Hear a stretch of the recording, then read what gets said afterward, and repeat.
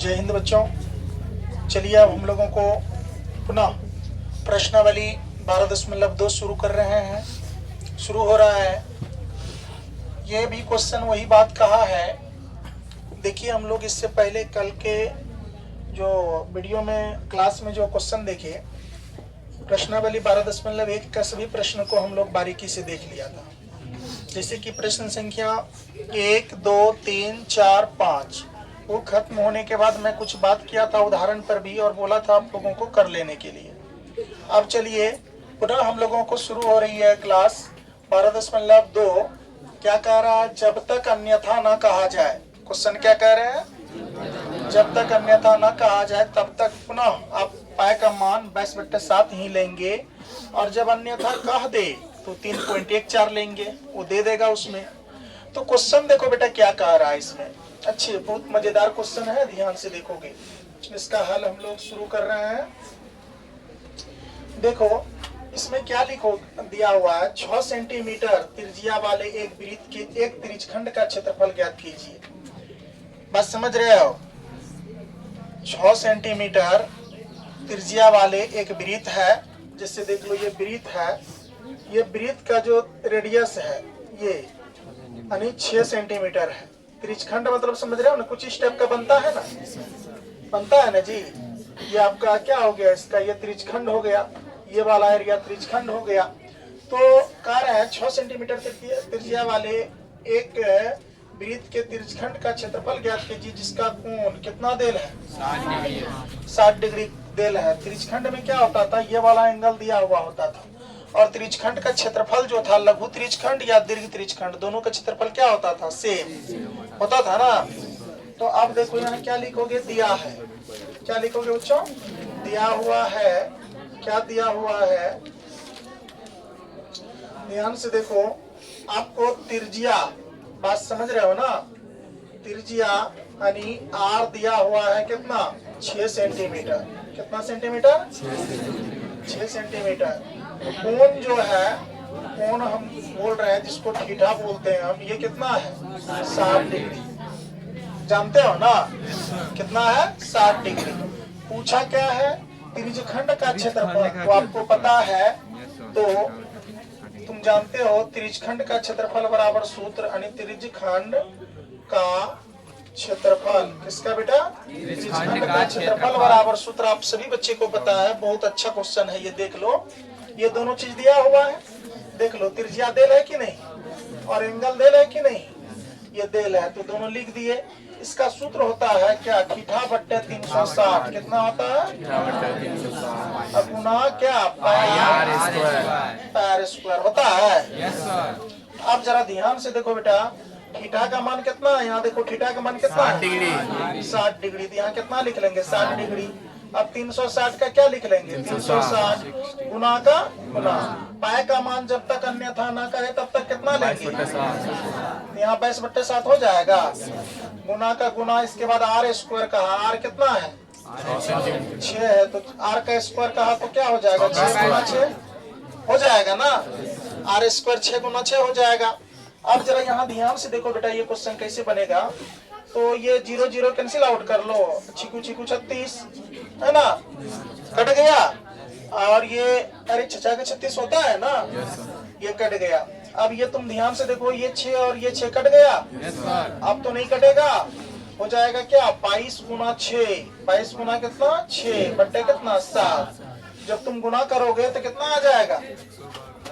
ध्यान से देखो, तो 22 6 कितना हो जाएगा?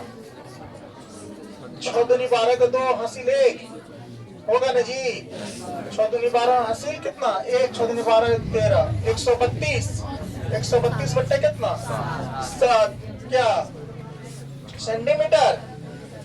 सेंटीमीटर हो जाएगा क्या? हाँ, सेंटीमीटर आपका क्या आ जाएगा? स्क्वायर आंसर आ जाएगा। तो लिख देंगे अतः त्रिज्यखंड का क्षेत्रफल कितना है? यहाँ लिख देंगे अतः त्रिज्यखंड का क्षेत्रफल कितना हो गया बेटा? 132 बट्टे कितना? 7 सेंटीमीटर स्क्वायर। ये आपका फाइनल आंसर आ गया। क्या भारी क्वेश्चन है क्या? आराम से बन जाएगा। सभी बच्चे से बन जाएगा ना। चलो तो इसको बनाओ। तो मैं चेंज कर रहा हूँ इस क्वेश्चन को। देखो बच्चों, यहाँ पर इससे पहले कितना था? 6 सेंटीमीटर। आपको एग्जाम में ये बदल सकता है, 6 सेंटीमीटर की जगह पर क्या दे सकता है? 12 सेंटीमीटर। क्या बन जाएगा? 12 सेंटीमीटर दोगे तो सभी बच्चे से बन जाएगा। चेंज किए इसी क्वेश्चन को बनाओ तो तुम लोग।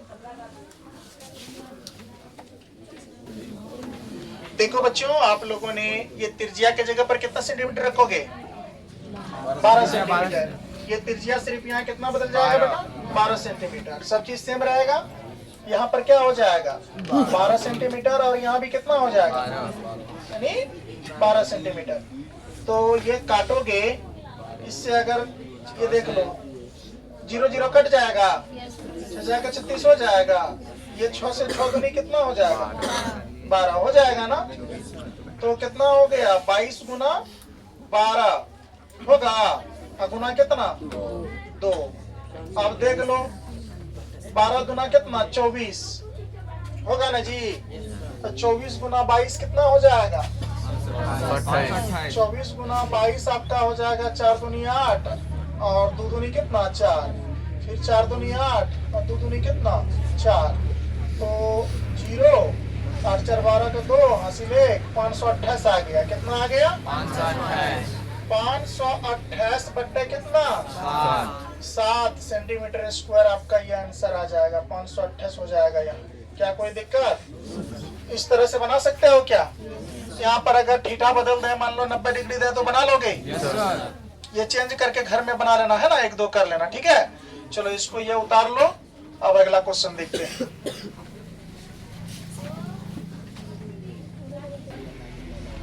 चलो बच्चों, हम लोग प्रश्न संख्या देखते हैं 2। प्रश्न क्या कह रहे हैं, ध्यान से देखो। एक वृत्त के चतुर्थांश का क्षेत्रफल ज्ञात कीजिए जिसकी परिधि कितना देल है?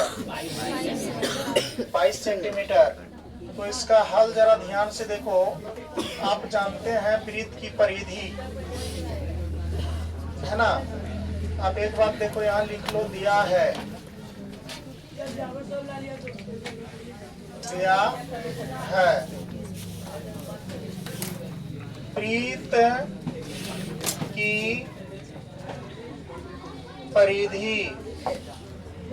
वृत्त की परिधि बराबर क्या होता है? क्या देल है? 22 देल है, 22 सेंटीमीटर है ना, देल है।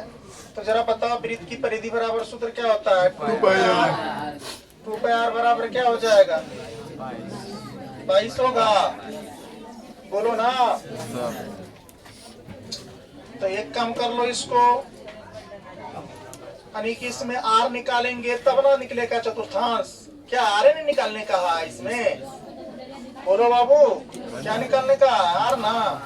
तो 2 का 2 नीचे में नहीं कुछ, तो 1 गुना गुना 22/7 का 22/7 है ना, गुना क्या? r बराबर क्या? 22। क्या होगा? ऐसे ही होगा ना। कोई दिक्कत है क्या?